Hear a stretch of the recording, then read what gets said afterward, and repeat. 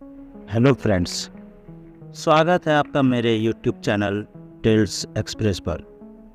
आज मैं आप लोगों के लिए 2020 में रिलीज हुई mystery thriller movie the call लेकर आया हूँ। तो कहानी शुरू होती है सियो योन नाम की एक लड़की से, जो कि थोड़ी परेशान होती है क्योंकि उसका फ़ोन ट्रेन में कहीं गुम हो गया होता है।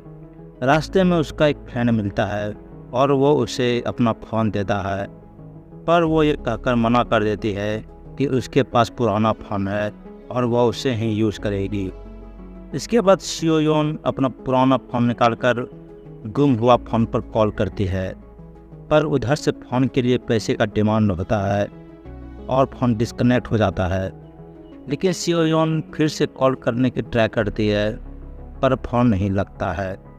कुछ देर बाद उस पुराने फ़ोन पर किसी लड़की का फ़ोन आता है और वो कहती है, तुमने सच कहा था कि मेरी माँ पागल है और मुझे एक कमरे में बंद कर दिया है।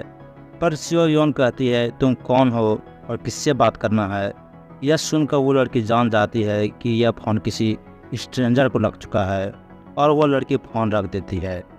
इसके बाद सियो एक डॉक्टर के पास जाती है क्योंकि उसको ब्रेन ट्यूमर है, पर डॉक्टर कहती है कि इस हॉस्पिटल में तुम्हारा इलाज नहीं हो सकता, तुम्हें कहीं बड़ा हॉस्पिटल जाना है। इसके बाद सियोयोन अपना माँ के पास जाती है।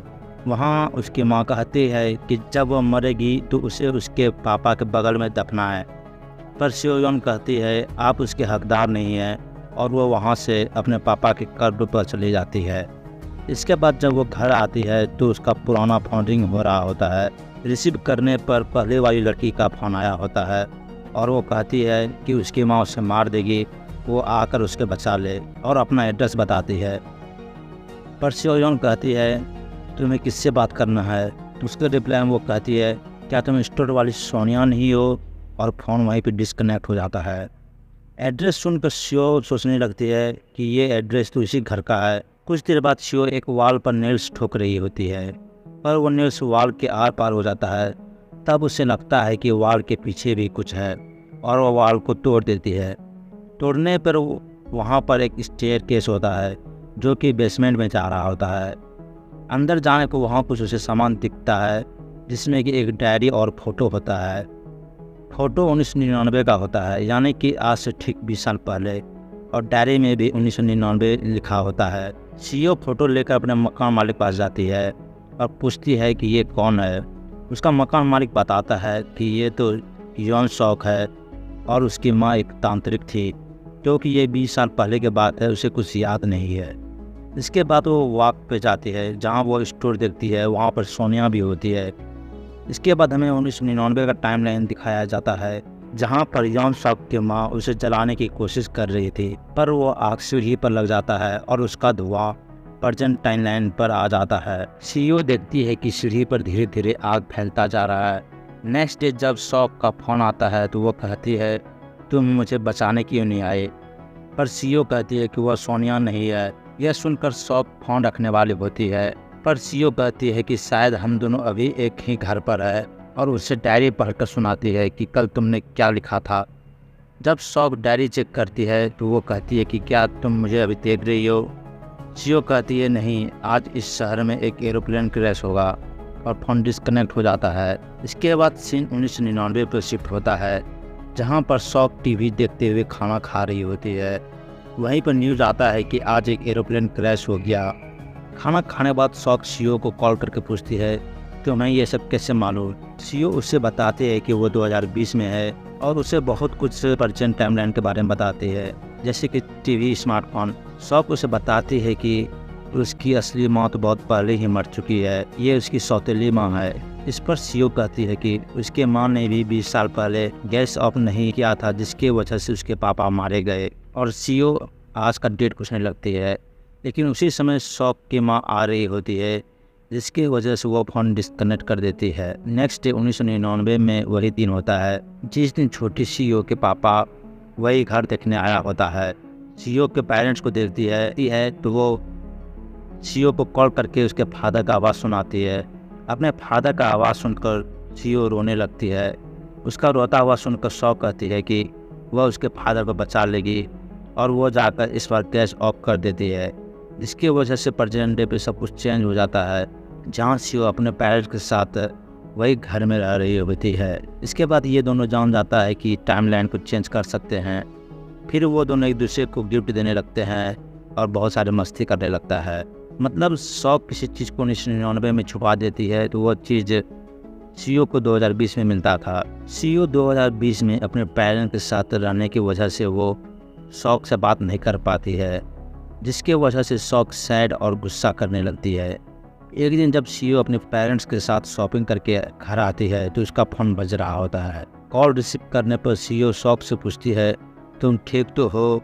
और वो अपने पेरेंट्स के साथ थी, इसलिए वो फ़ोन रिसीव नहीं कर पा रही थी। उसके रिप्लाई में शॉक कहती है, हाँ वो ठीक है। लेकिन उसी समय शॉक की माँ फ़ोन ले लेती है और कहती है कि तुम शॉक से क्यों बात कर रही हो, और आज के बाद इससे बात किया तो उसकी जान ले लेगी, और फ़ोन डिस्कनेक्ट कर देती है। हमें 1999 में दिखाया जाता है कि शॉक की माँ उसी कुर्सी में बांध कर उस पर ब्लैक मैजिक कर रही होती है। इधर सीओ नेट पर शॉक और उसकी माँ के बारे में सर्च करती है, जहाँ उसे पता चलता है कि आज के दिन शॉक की माँ उसे मार देगी। यह देखकर सीओ टेंशन में आ जाती है और कॉल का इंतज़ार करने लगती है। कुछ देर के बाद जब शॉक का फ़ोन आता है तो सीओ उसे बताती है कि आज उसकी माँ उसे मार देगी, पर शॉक सीओ पर भरोसा नहीं करते और फ़ोन डिस्कनेक्ट कर देती है। रात में शॉक की माँ चाकू लेकर शॉक को मारने के लिए जाती है और उस पर बार बार चाकू से वार करने लगती है, लेकिन वहाँ पर शॉक ने पिल्लू लगा दिया था और खुद गेट के पीछे से सब कुछ देख रही थी। इसके बाद वो अपने माँ के सामने आती है और पूछती है, तुम मुझे क्यों मारना चाहती हो? इस पर इसकी माँ कहती है कि तुम फ्यूचर में बार बार मरोगी, पर शॉक नहीं सुनती और उसका चाकू छीनकर अपनी माँ को मार देती है। इसके बाद शॉक सीओ को कॉल करके बताती है कि उसके और माँ के बीच कुछ मिसअंडरस्टैंडिंग था, इसलिए वो मुझे मारना चाहती थी। लेकिन अब सारा प्रॉब्लम सॉल्व हो चुका है और उसे अब ऐसा लग रहा है जैसे उसका अभी अभी दोबारा जन्म हुआ है। नेक्स्ट सीन में सीओ के घर पर एक स्ट्रॉबेरी वाला आया होता है, जो कि अच्छे फार्मिंग की वजह से पड़ोसियों में स्ट्रॉबेरी बांट रहा होता है, और वो सीओ के घर में जाकर फ्रिज में स्ट्रॉबेरी रख देता है और सभी एक साथ बैठकर लंच करने लगता है। ठीक उसी समय 1999 में भी स्ट्रॉबेरी वाला उसी घर में स्ट्रॉबेरी बांटने के लिए आया होता है, पर उस घर में अब सिर्फ शॉक होती है, जो कि नए नए कपड़े पहने होती है। स्ट्रॉबेरी वाला उससे पूछता है, तुम्हारी माँ कहाँ है? उसके रिप्लाई में कहती है कि वो कहीं बाहर गई हुई है, और उसे पकड़ कर रूम में ले जाती है। वहाँ वो नए नए कपड़े दिखाकर पूछती है कि मुझ पर कौन सा सूट होगा, और वो कपड़े चेक करने के लिए ऊपर चली जाती है। इधर नीचे में स्ट्रॉबेरी वाला फ्रिज खोलता है स्ट्रॉबेरी रखने के लिए, पर फ्रिज में शॉक ने अपनी माँ को पीस पीस करके पॉलीथिन में रखा होता है। यह देखकर वो चिल्लाने लगता है। आवाज़ सुनकर शॉक वहाँ आ जाती है और कहती है, तुम्हें फ्रिज नहीं खोलना चाहिए था। उसी समय स्ट्रॉबेरी वाला सीओ को फ़ोन कर देता है। आवाज़ सुनकर सीओ, जो कि नीचे लंच कर रही थी, ऊपर आती है और कॉल रिसीव करती है। फ़ोन पर स्ट्रॉबेरी वाला कह रहा होता है कि उसको बचा ले, नहीं तो ये लड़की उसको मार देगी। उसी समय शॉक स्ट्रॉबेरी वाले को मार देती है और फ़ोन डिस्कनेक्ट हो जाता है। जब सीओ लंच करने के नीचे आती है तो देखती है वहाँ पर स्ट्रॉबेरी वाला नहीं है। पापा से पूछने पर वो कहता है कि वह किसी स्ट्रॉबेरी वाले को नहीं जानता। यह सुनकर सीओ शॉक हो जाती है और चेक करने के लिए उसके बगीचा में जाती है, पर वहाँ पर कोई स्ट्रॉबेरी का पेड़ नहीं होता। इसके बाद सीओ पुलिस स्टेशन जाती है। वहाँ पर पूछताछ करने में पता चलता है कि 20 साल पहले शॉक ने उस स्ट्रॉबेरी वाले को मार दिया था और उसे उम्र कैद की सज़ा हुई थी। इसके बाद वो स्टोर वाली सोनिया के पास जाती है। सोनिया सीओ को घाव दिखाते हुए बताती है कि शॉक ने तो उसको जला ही दिया था, पर उसकी माँ ने उसको बचा लिया। इसके बाद सीन 1999 का आता है, जहाँ पर पुलिस स्ट्रॉबेरी वाले को ढूंढ रहा होता है और शॉक के घर आया होता है और उससे पूछताछ करने लगता है, पर वो कहती है वो किसी स्ट्रॉबेरी वाले को नहीं जानती। पर पुलिस वाला घर पर स्ट्रॉबेरी देख लेता है। इस पर खुशने पर वह बताती है कि शायद ये स्ट्रॉबेरी उसकी माँ ने लाए हैं, और माँ के बारे में पूछने पर वह बताती है कि वो कहीं बाहर गई हुई है और उसे मालूम नहीं कि वो कब तक वापस आएगी। पर पुलिस वाले को उसके आंसर से सेटिस्फाई नहीं होता और वह वहाँ से चला जाता है। इसके बाद शौक सीईओ को फ़ोन करती है। सीईओ उससे पूछती है तुमने स्ट्रॉबेरी वाले और माँ को क्यों मारा, और उसे बताती है कि इसके वजह से उसे उम्र कैद की सज़ा होगी। यह सुनकर शौक सीईओ से कहती है तुम पता लगाओ कि मैं कैसे पकड़ी जाऊंगी, पर सीईओ फोन डिस्कनेक्ट कर देती है। शौक सीईओ को दोबारा कॉल करती है और उसे गाली देने लगती है कि मैंने तुम्हारे फादर को बचाया है। यह सुनकर सीईओ परेशान हो जाती है कि वो करे तो क्या करें, और अब वह शौक को कॉल भी रिसीव नहीं करती। उधर शौक भी परेशान होती है कि उसे पुलिस पकड़ लेगी, लेकिन उसी समय वहाँ छोटी सीईओ और उसके पापा आते शौक की मम्मी से मिलने के लिए, क्योंकि उसे वो बिल्डिंग खरीदना था। उन दोनों को देखकर शौक खुश हो जाते हैं और उन दोनों को अंदर आने को कहती है। इधर 2020 में सीईओ अपने फादर के साथ ड्राइविंग सीख रही होती है, लेकिन रास्ते में उसके पापा और कार गायब होने लगता है, क्योंकि उधर 1999 में शौक ने उसके फादर को मार दिया होता है और छोटी सीईओ को एक चेयर में बांध देती है। घर आने पर शौक सीईओ को कॉल करती है। रिसीव करने पर शौक सीईओ से कहती है तुम्हारा कॉल रिसीव नहीं करने के कारण तुम्हारे फादर को मारना पड़ा। अगर अभी भी तुमने नहीं बताया कि मैं कैसे पकड़ी जाऊंगी, तो इस पर वह उसकी मम्मी और उसकी छोटी वर्जन को मार देगी, जिसके कारण वो भी मर जाएगी। कुछ उपाय नहीं मिलने के कारण सीईओ पता लगाने लगती है कि शौक कैसे पकड़ी जाएगी। पता लगाने पर वह शौक को कॉल करके बताती है कि जिस चाकू से तुमने अपने माँ को मारा था, वो चाकू एक गार्बेज वाले को मिल जाएगा, जिसमें कि तुम्हारा फिंगरप्रिंट है और तुम पकड़ी जाओगी। और उसको उस गार्बेज वाले का एड्रेस देती है।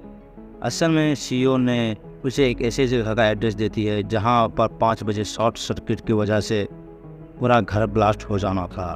वहाँ जाने पर शौक 5 बजे का इंतज़ार करती है और पूरा घर ब्लास्ट हो जाता है। घर आने पर शौक सीईओ को कॉल करती है और उसे सुनाकर छोटी सीईओ पर गर्म पानी डालने लगती है, जिसकी वजह से प्रेजेंट सीईओ पर भी घाव होने लगता है। मजबूरी में सीईओ शौक से कहती है तुम उसे छोड़ दो, तुम जो कहोगी वो मैं करूँगी। इसके बाद सीईओ पुलिस स्टेशन से उस फाइल को चुरा लेती है। इस बार शौक को गार्बेज वाले का सही एड्रेस देती है। शौक चाकू लेकर आते हैं और उस चाकू को जला देती है, जिसके वजह से उस फाइल में जो कुछ शौक के बारे में लिखा था वो सारा चीज़ मिट जाता है। उधर 1999 में सीईओ की मम्मी पुलिस स्टेशन पर केस फाइल कर देती है। इसके बाद पुलिस और सीईओ की मम्मी शौक के घर चेक करने के लिए जाती है, पर उसे वहाँ कुछ नहीं मिलता, जिसके कारण वह शौक से उसका फ़ोन मांगती है कि उसे उसके हस्बैंड से बात करना है, और फ़ोन लेकर कॉल करती है।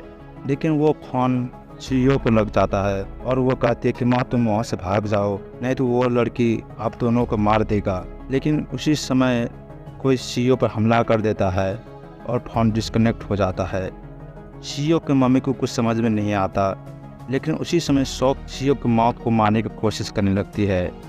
इधर 2020 में भी सीईओ पर हमला करने वाला शौक होती है और वो सीईओ से कहती है कि असल में तुम्हारे फादर का डेथ की वजह तुम्हारी माँ नहीं बल्कि तुम हो। तुम्हारे माँ ने तो गैस ऑफ कर दिया था, लेकिन तुमने गैस को दोबारा ऑन कर दिया, जिसकी वजह से तुम्हारे फादर मारा गया, और तुमने झूठ का मीडिया को बता दिया कि माँ ने गैस ऑफ नहीं किया, इसलिए उसके फादर मारे गए। सीईओ शौक से फ़ोन छीनकर एक कमरे में चली जाती है और गेट बंद कर देती है। शौक भी उसका पीछा करते हुए वहाँ आती है और गेट को तोड़ने की कोशिश करने लगती है, और उधर भी सीईओ की माँ फ़ोन छीनकर एक कमरे में चली जाती है और गेट बंद कर देती है। लेकिन शौक छोटी सीईओ को वहाँ लेकर आ जाती है, जिसकी वजह से सीईओ की माँ को मजबूरी में गेट खोलना पड़ता है। लेकिन शौक उसके माँ पर हमला करती है, पर सीईओ की माँ उसे लेकर ज़मीन में कूद जाती है और वो वहीं पे मर जाती है। प्रेजेंट डे पर सीईओ अपनी माँ के साथ कहीं जा रही होती है, क्योंकि हमें दिखाया जाता है कि 1999 में शौक अभी जिंदा है और उसी ने ही सीईओ की माँ को मार दिया होता है। पोस्ट क्रेडिशन में दिखाया जाता है कि सीईओ एक चेयर में बंधा हुआ है और ये मूवी यहीं पे द एंड हो जाती है। अगर आपको मूवी अच्छी लगी हो तो चैनल को सब्सक्राइब, वीडियो को लाइक, कमेंट और शेयर ज़रूर करें। Thank you.